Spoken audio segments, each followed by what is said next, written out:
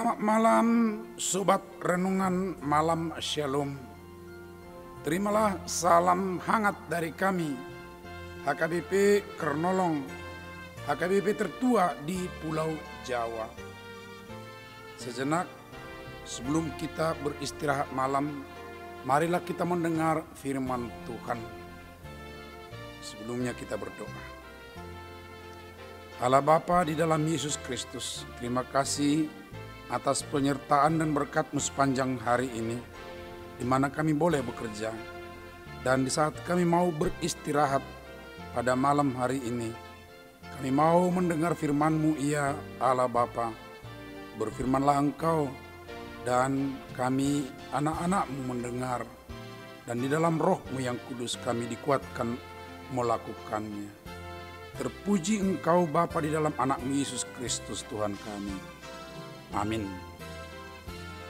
Firman Tuhan bacaan malam ini sesuai dengan Almanak AKBP adalah dari 1 Korintus pasal 15 ayat 12 sampai 19.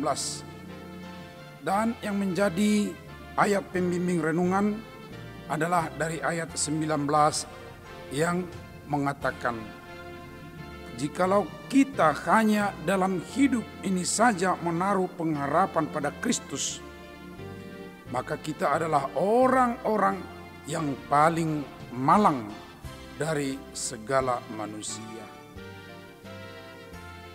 Menaruh pengharapan kepada Kristus.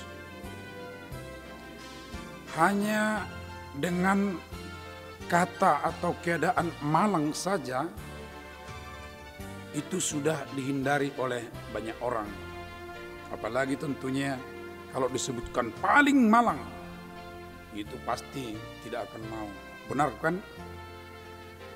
Sebab arti kata malang itu adalah bernasib buruk, celaka, sial. Dari bahasa aslinya Yunani, eleinos, berarti menimbulkan kasihan, atau seperti yang biasa kita dengar ocehan sejenis ejekan, kasihan ya, atau lebih keras dengan dialek Betawi, kacian delu katanya. Siapa mau bernasib buruk dan sial seperti itu, saudara-saudara? Pasti tidak ada.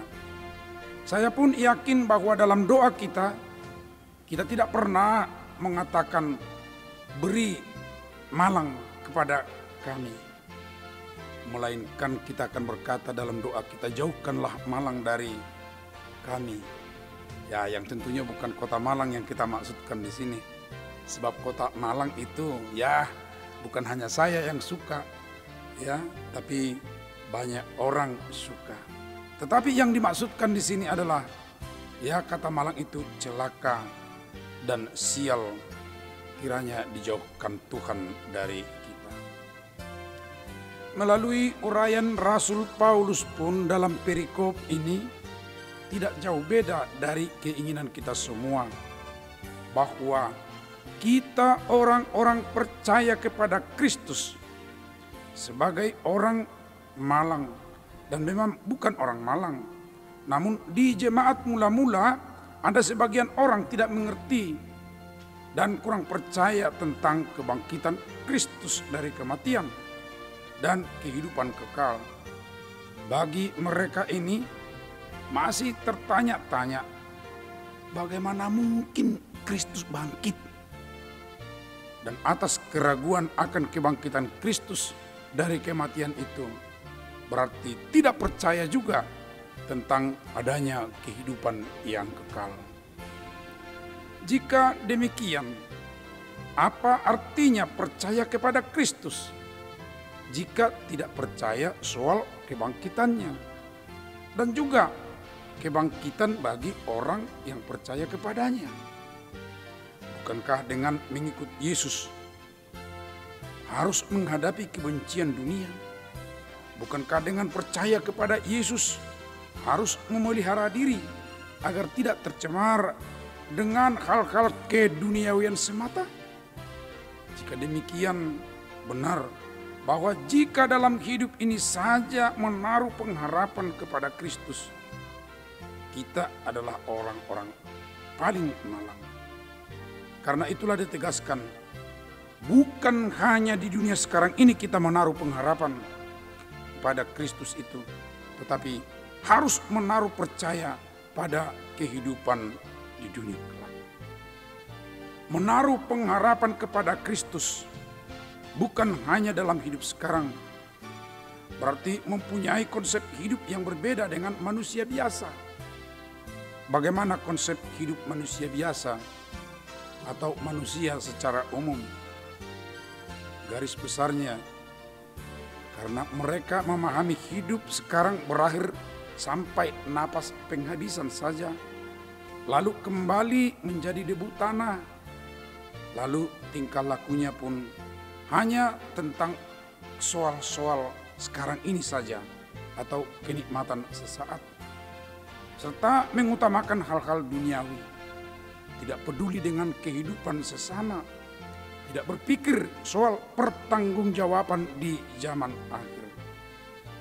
Beda dengan mereka yang menaruh pengharapan kepada Kristus, karena punya konsep tentang hidup sekarang masih ada kelanjutan dengan kehidupan lain, yaitu kehidupan kekal, kehidupan yang tidak ada akhir, dan kehidupan yang bukan lagi memerlukan hal-hal duniawi.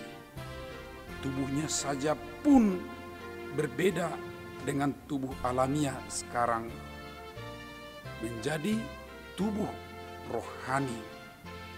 Tubuh yang bisa dikenal, bisa berbicara, tetapi tidak dibatasi dimensi ruang lagi. Dan kehidupannya bukan soal kawin-mawin lagi, sebab sifatnya sudah seperti malaikat. Demikian yang Tuhan Yesus katakan kepada orang-orang Saduki. Karena itu, sobat renungan malam Shalom, siapa saja pun yang menaruh harapan kepada Kristus, dia akan melampaui segala sesuatu suka duka yang silih ganti di dunia ini. Dia akan menikmati surga dan diam bersama dengan Kristus dan orang-orang percaya lainnya, menjadi terhormat dan mulia.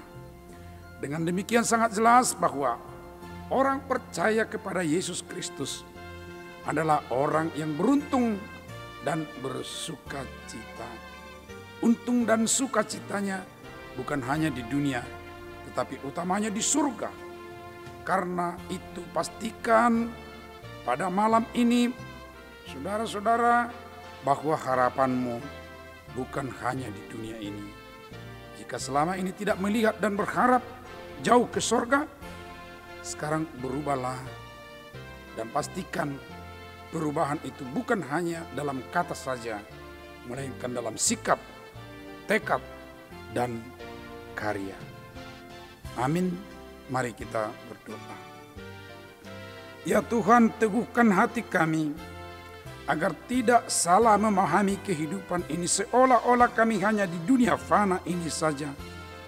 Sebab kami makin paham ada hidup yang kekal yang akan diterima setiap orang beriman kepada Kristus.